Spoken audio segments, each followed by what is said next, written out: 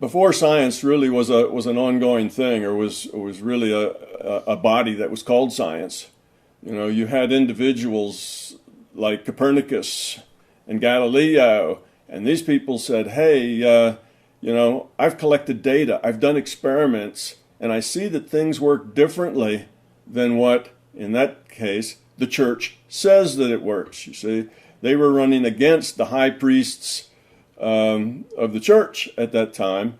And what happened is that they were told to sit down and be quiet. You know, you keep saying these heretical things and you will be burned at the stake, you know, etc.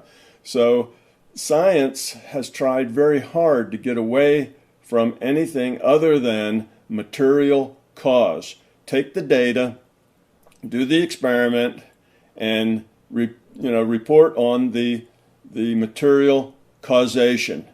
And that's what they've stuck with, because they don't want to go to a place where the causation is non-material. See, that's back where the church was, right? They were non-material causes for everything. You know, God does it, you know, the angels do it, and so on. And they wanted to get away from that where it's belief-based, and they wanted to get to science-based. They wanted to get to material-based. That was the difference. So their whole their whole concept of reality has been based in this material fact versus belief sort of thing. And they've got this feeling that if you ever get away from that, if you ever admit that there's something in reality that's larger than just material reality, that they will lose everything they've worked for, that we'll go back to the high priests running things, that suddenly belief and you know, things in the non-physical, this is stuff you can't measure. You know, you can't measure things other than physical things. So it's kind of opening that door back to the bad old days when everything wasn't based on material fact. All right, consciousness isn't material. You see, it goes in the category of non-physical. It's outside of our physical universe. This is a virtual reality, and as Fredkin said, a virtual reality can't, you know, produce itself. It has to come from other, which is outside of this reality. Well, that means it's not physical. Now here I'm defining physical as everything that's in our physical universe. It's not physical. It's outside. Our physical universe is a virtual reality created in other, you know, created elsewhere by other. You see, now we're out of the physical. You can't measure it. Science has nothing to say about that, and they fear it. They dread it because they see it, you know, back in the days when belief ruled everything, you know, mostly religious belief ruled everything with an iron hand. Well, now we have scientific belief ruling everything with an iron hand. You see, and one is just about as obnoxious as the other. If you don't have an open mind, if you can't let new information in, then you're stuck. And whether you're stuck at religious belief or stuck at scientific belief, you know, you're still stuck. Now, we might all agree that being stuck with scientific belief has been a better thing because we stopped burning people at stakes and we now, you know, talk over Skype and we record things on electronic devices, and all of that has kind of come out of science. So science has delivered wonderfully on their promise of a more rational world. On the other hand, it's time to move on. Now we have to go beyond that. The next bigger step is to understand consciousness, understand our origin, understand, you know, what was before that Big Bang, you know, when there was no physical universe. How did that little spot of energy and high pressure and temperature and all that we call the Big Bang, how did that come to be? We need to go further. We need to understand things. Why is it that particles are probability distributions? Why is it that things can become entangled? And, you know, how does all this happen? That doesn't happen in a physical world, you know, that's something else going on there. How does the placebo effect work? How can you tell somebody something and make their body react to that? The body's a physical thing. What is it about this mind-matter connection? How is it that Pear Labs can do all this research in mind-matter interaction and intent of a developed mind can affect physical outcome.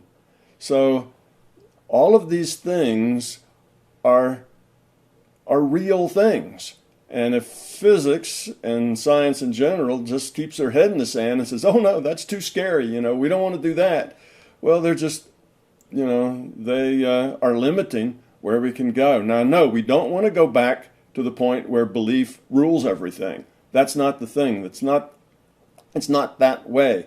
The choice is not everything's derived from physical matter, a materialistic viewpoint, or, the religious, high priest will have us all burning at stakes if we disagree with them, and we'll be back to that kind of terrible world that we lived in back in what the 1500s, and so on.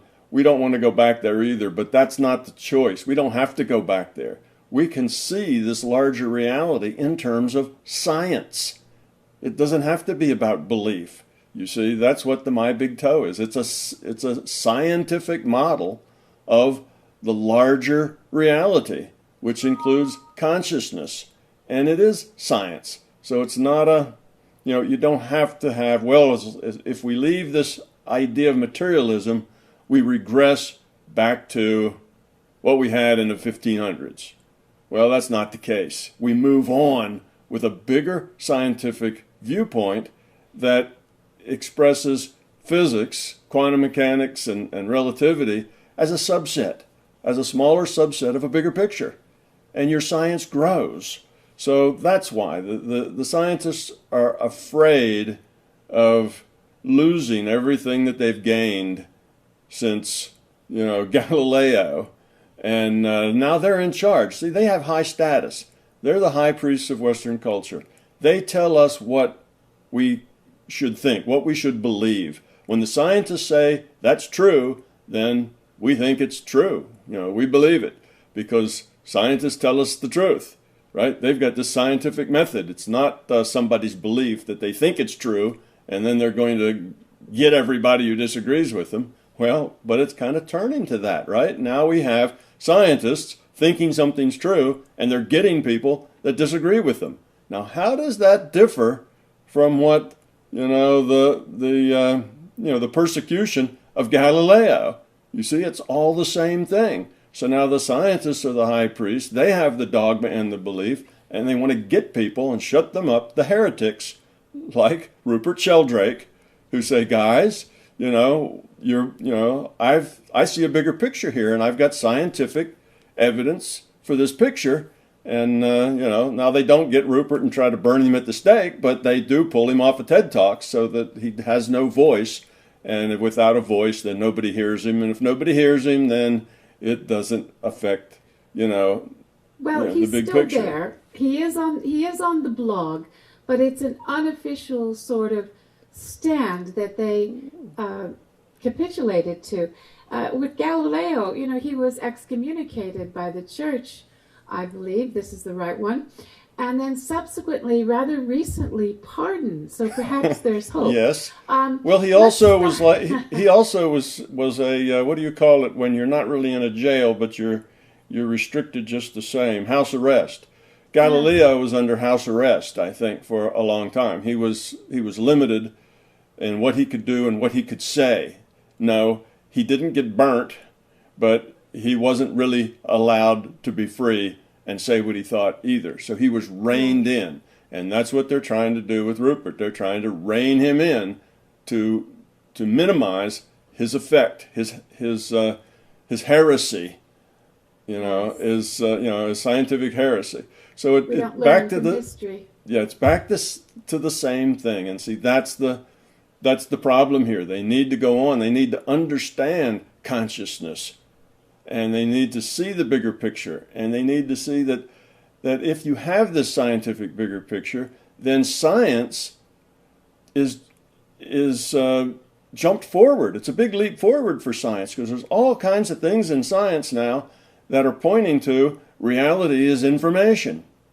Experiment after experiment comes up with, the best way we can describe reality is as information. And with this larger picture, then we see that indeed that's true. and the double slit experiments, entanglement, the paralabs work, all these other things start making sense. Now there's good scientific explanation for things that are now called beyond normal, paranormal, you see, and paranormal just means not normal, beyond normal. Well, hey, relativity was paranormal, right? It was beyond normal back before, relativity became normal, and the first people who looked at it and saw Einstein's theory, they kind of shook their heads and said, that's nonsense, that doesn't make any sense. Okay, good mathematics, but, the interpretation's wrong. So that's the thing is, we have to be open and expand and keep growing the science. Otherwise, we turn into the very thing that science was created to stop, to avoid. And that's the problem. So this, these old guards, old dogs that are guarding, the status quo in science, they need to realize that they are now the high priests, and they are trying to censor new ideas that violate their beliefs. They're now trying to determine who are the heretics and keep them quiet. That's what science was created to avoid, and now science has become it. That's the problem. But it's not all science. There's just some trolls, that are guarding that bridge.